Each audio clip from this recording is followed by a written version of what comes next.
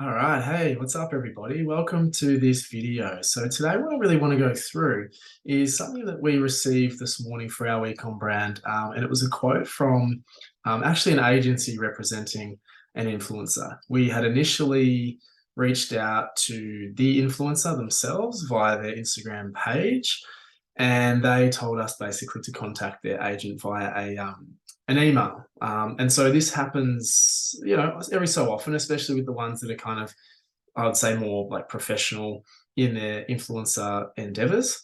And we've had some really good experience with these people as well. Okay. And so the way the conversation basically went was, they'll do this sort of post, this style of post for X amount of dollars. And we were just received the quote back this morning. I'll just really bring it up for you because I want to chat through it today. I want to chat through exactly why we are considering this quote, right? So as you can see here, this is a quote for a TikTok social media for someone who's got 85,000 followers, TikTok videos, two TikTok videos, right? Two by, whatever the half of that is, two and 50 or something like that.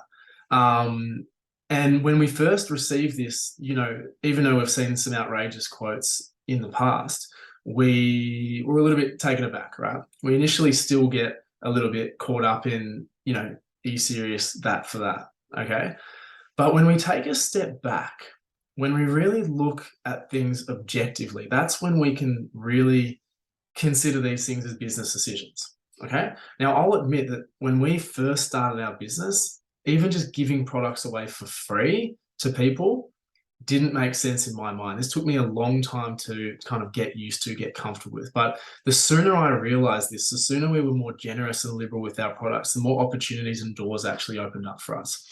And then you kind of take it a step up and look at these paid collaborations. So we do, and our clients do a mixture of paid and organic, seeding of product, like, gifting of product for content with influencers. And I've spoken about this quite publicly where we probably only ever entertain maybe 10 to 15% of proposals in a paid capacity. But this is the exact process that we go through and why we're considering taking up this offer. All right. And so what it really comes down to, the first principle is don't be emotional about things. Okay. Don't be emotional about this person or even this number. What we look at, what we assess is firstly, the inputs being the numbers and the product and the time, and the anticipated outputs being the ROI.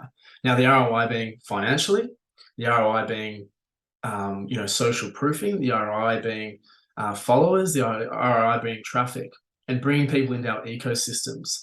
And so that's a hypothesis that we form. Influencer marketing, seeding products to influencers is the same as any other form of marketing effort. You put money into Google, you want to see the output. You put money into Facebook, you want to see the output. Okay. So this is how you have to analyze these things. Now, there's also no guarantees.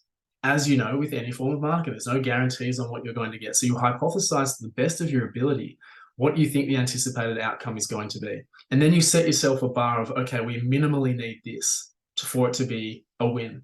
Okay. And we always talked about wins and losses with this type of strategy. All right. So that's the first thing. And what really helps that is experience, mostly experience, and looking at some surefire, analytics to say yes and no, this person is like this or isn't like this. Okay. And again, that comes from experience. All right. So that's the first thing, is keeping things objective, keep the emotion out of it. The second thing is the actual type of content. All right. And so I just spoke about, what's the minimum we can actually get out of this? What's the minimum acceptable outcome that we can achieve, that we're saying, okay, this was actually worth it, right? We're talking about, I'm getting the quote now, $5,500 for a couple of posts. So what is that raw content actually worth to us? Well, firstly, what's it going to cost to produce it elsewhere? Secondly, what's the value to us in terms of this person producing this type of content on this platform? And how can we reuse this or repurpose this content? And what is that value to us moving forward, whether it's organically, whether it's in ads, whatever the thing might be that we actually choose to use it for? So what is that value? as an absolute minimum, what is the value of the content? At the moment, with UGC, TikTok style, experience style, real style content doing so well, that's what all the platforms are actually promoting, and why you'll see that your Facebook and Instagram Reels are really getting some good traction with impressions. Consumers are responding really, really well to experience type content. And so in this case, if this person's going to produce, 2 TikTok styles pieces of content with their experience, then that is worth something to us in the moment from them, and then to repurpose that content. All right, so that's another consideration and why we're very seriously thinking about this collaboration. There is a third thing, okay? And this is where I guess I'm countering exactly what I just said. And that comes down to exclusivity. All right, so what we need to consider is this person exclusive in some way? Are they so unique and so special that we can't find them specifically somewhere else? And part B, is their audience, or who they actually have influence over, it's seen in a similar light? Can we not find or access them any other way? And that in itself has the value. Because if there's only one, Leonardo DiCaprio, there's only one of him, right? We can't go anywhere else to get him if that's specifically what we need. Similarly, if there's a specific audience that he has that is nowhere else, we can't go anywhere else. So that again has value. And that's why we would consider something like this. But on the flip side of that, if those questions are not yes, then why would we pay that amount? If we can go somewhere else and get similar content, if we can go somewhere else and potentially get something for free, which is what our Instagram influencer flywheel strategy teaches people, why would we go and pay this to somebody? And the real answer, to be honest, with people with little experience, is honestly laziness. Like, these people in these agencies might have some sort of standard pricing, but they can literally write their own check. And so if you don't have the nous or the experience to sniff these things out, then you may get yourself in a position that is not favorable for you. Okay, so this is where that experience comes into it. And then, as I just mentioned with the strategy, if you can find that content or similar organically for free just by placing some product, then why would you not go and do that? But you have to have the formula and the know-how and the strategy to be able to do that. And that's something that we teach our clients, and we do actually ourselves internally.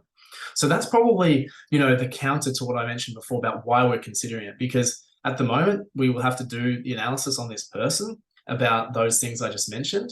And if we feel like we can find someone else, we will do the grunt work, we will do the hard work to go and find people that can do it for us more cost effectively and potentially do a better job, and probably get the same bang for buck with that amount of money allocation in terms of resources, $5,500.